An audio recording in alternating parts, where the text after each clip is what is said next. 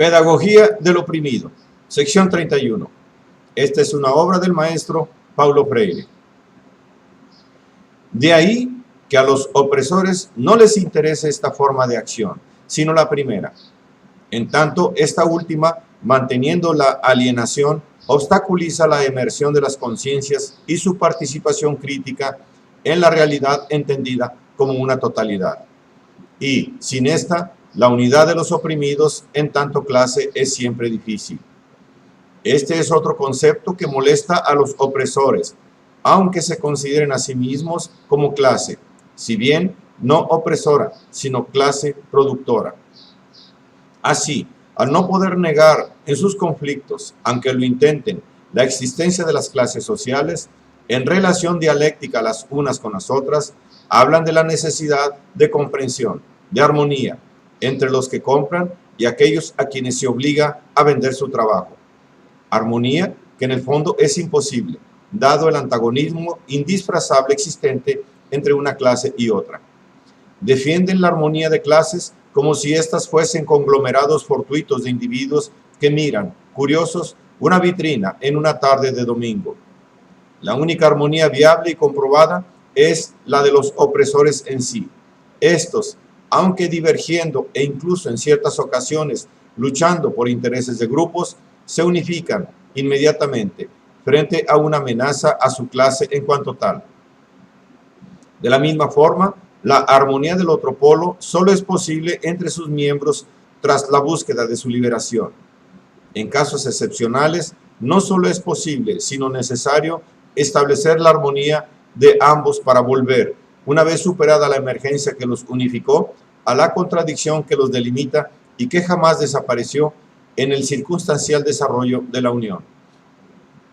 La necesidad de dividir para facilitar el mantenimiento del Estado opresor se manifiesta en todas las acciones de la clase dominadora.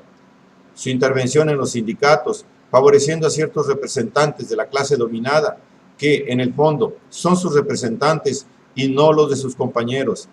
La promoción de individuos que, revelando cierto poder de liderazgo, pueden representar una amenaza. Individuos que, una vez promovidos, se amansan. La distribución de bendiciones para unos y la dureza para otros.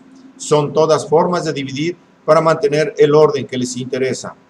Formas de acción que inciden, directa o indirectamente, sobre algunos de los puntos débiles de los oprimidos.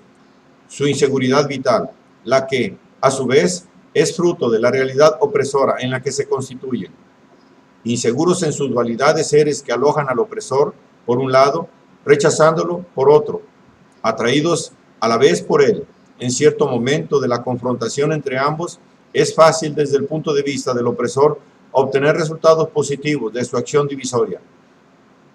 Y esto porque los oprimidos saben, por experiencia, cuánto les cuesta no aceptar la invitación que reciben para evitar que se unan entre sí.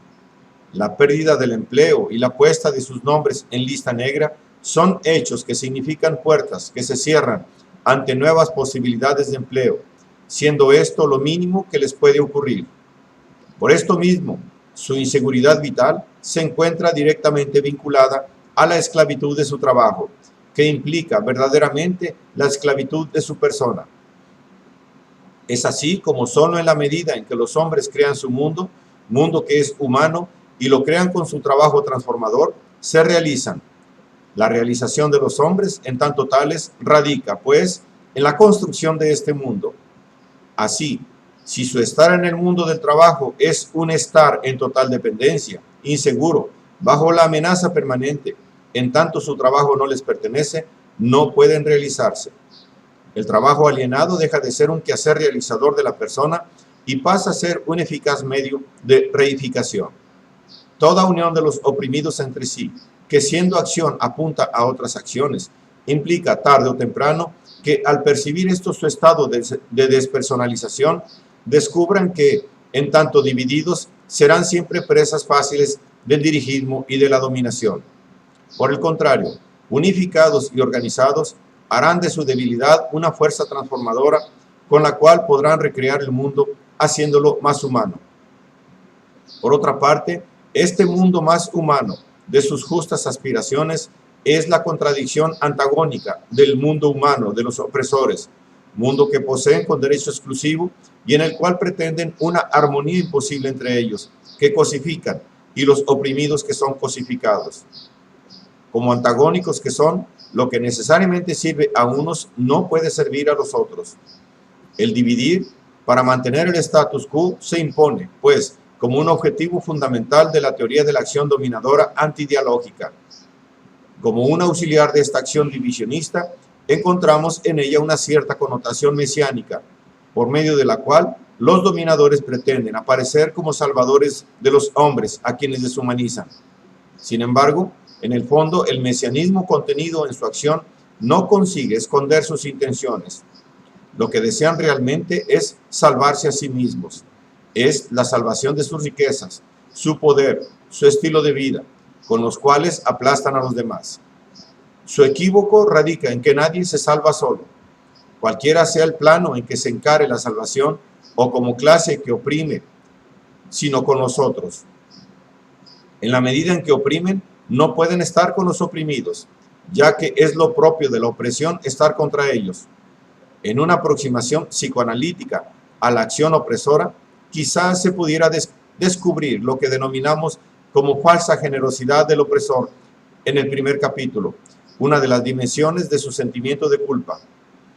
Con esta falsa generosidad, además de pretender seguir manteniendo un orden injusto y necrófilo, desea comprar su paz.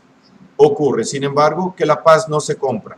La paz se vive en el acto realmente solidario y amoroso que no puede ser asumido, ni puede encarnarse en la opresión. Por eso mismo, es por lo que el mesianismo existente en la teoría de la acción antidialógica viene a reforzar la primera característica de esta acción, la del sentido de la conquista. En la medida en que la división de las masas oprimidas es necesaria al mantenimiento del status quo y, por tanto, a la preservación del poder de los dominadores, urge el que los oprimidos no perciban claramente las reglas del juego. En este sentido, una vez más, es imperiosa la conquista para que los oprimidos se convenzan realmente que están siendo defendidos. Defendidos contra la acción demoníaca de los marginales y agitadores, enemigos de Dios, puesto que así se llama a los hombres que viven y vivirán arriesgadamente en la búsqueda valiente de la liberación de los hombres.